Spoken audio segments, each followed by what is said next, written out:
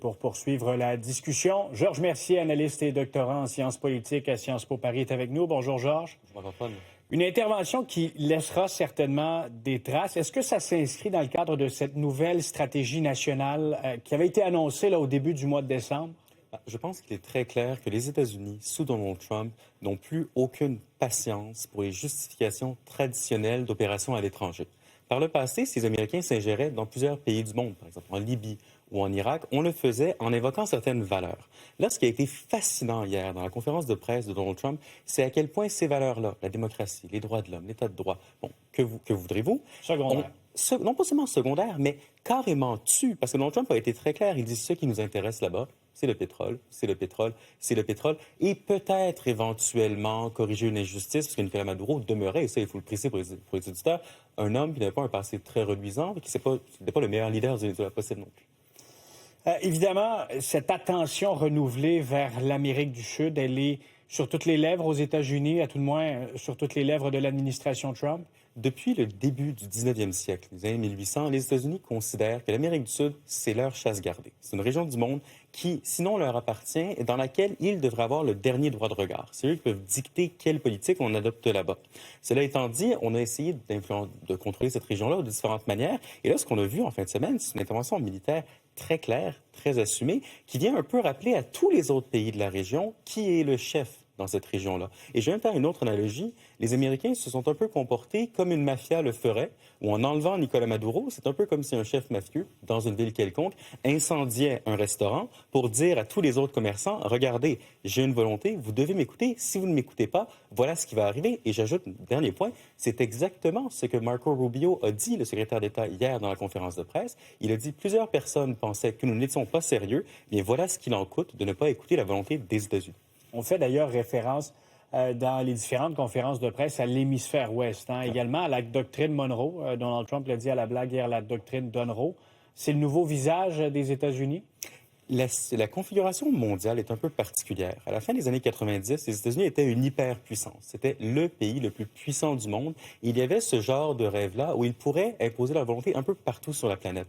La grande nouveauté depuis quelques années, c'est que la Chine s'impose comme une puissance, sinon égale, qui au moins est capable de faire compétition aux États-Unis. Et peut-être que ce dont on se rend compte à la Maison-Blanche, c'est qu'il faut revenir plus près de chez nous pour consolider nos forces, donc mieux contrôler l'Amérique latine, pour éventuellement être capable de faire face à la Chine. Mais cette volonté-là d'être la grande hyperpuissance, elle semble s'effacer au profit d'autres considérations. Et la doctrine Monroe supposait également une domination conjointe entre les Américains et les Européens, sans qu'il y ait une ingérence dans les affaires.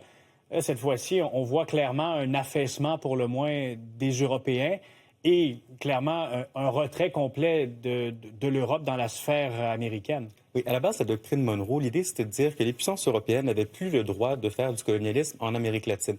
Pas nécessairement pour que les États-Unis soient eux-mêmes les nouveaux colonisateurs, mais simplement parce qu'ils considéraient que c'était leur région du monde et l'Europe, qui était très loin, n'avait pas d'affaires là-bas.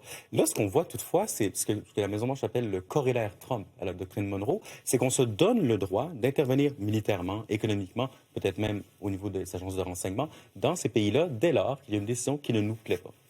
Je veux qu'on regarde ensemble une publication qui a fait réagir aujourd'hui, celle de Katie Miller, qui est l'épouse de Stephen Miller, un proche conseiller de Donald Trump, où on voit, ici, le territoire du Groenland avec le drapeau américain.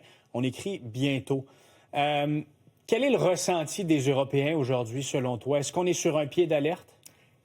Le pied d'alerte en Europe, c'est de dire que pendant plusieurs années, on a cru que la relation avec les Américains, elle était solide, elle était stable, elle n'allait jamais disparaître. Que les Américains, c'était un allié inévitable qui allait toujours être là. Ce qu'on voit depuis le retour de Trump à la Maison-Blanche, depuis plus d'un an maintenant, à peu près un an maintenant, c'est que cette relation-là, elle n'est pas inévitable. Elle n'est pas inscrite dans la nature des choses. Et les Européens sont très anxieux parce que pendant ces décennies-là où la relation fonctionnait, eux-mêmes ont très peu investi dans leur propre défense. C'est bien qu'on se retrouve avec une Union européenne aujourd'hui qui, bien que sur papier, devrait être un bloc puissant, un bloc qui pourrait affirmer sa volonté, eh bien, elle est à la traîne, elle est en retard militairement, peut-être même en retard économiquement, et ne peut pas remplacer les États-Unis du jour au lendemain. Et donc, une publication comme ça leur fait très peur, parce que si la Maison-Blanche décidait de vraiment tenter d'annexer le Groenland, ce serait surprenant que l'Europe puisse faire quoi que ce soit contre ça. Est-ce que c'est cette idée du retour d'une forme d'impérialisme américain, c'est un signal qui pourrait donner, ou à tout le moins pourrait inspirer la Chine et la Russie?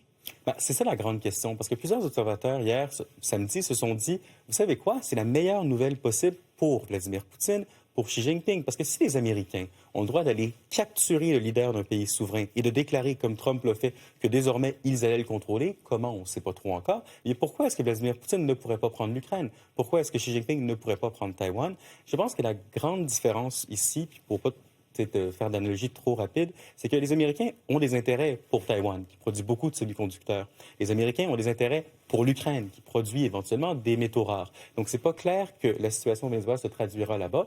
Chose certaine, ce qui s'est passé hier, c'est très mauvais pour ce qu'on a pu appeler l'ordre libéral mondial, qui était fait non pas de règles, parce que le droit international, ça a toujours été un peu compliqué, mais de normes qui étaient partagées. Et là, ce qu'on voit, c'est que l'acteur le plus puissant, qui maintenait ces normes-là, a décidé qu'elles ne s'appliquaient plus à lui. Là, la question, c'est est-ce que les autres pays vont décider qu'elles ne s'appliquent plus à eux non plus?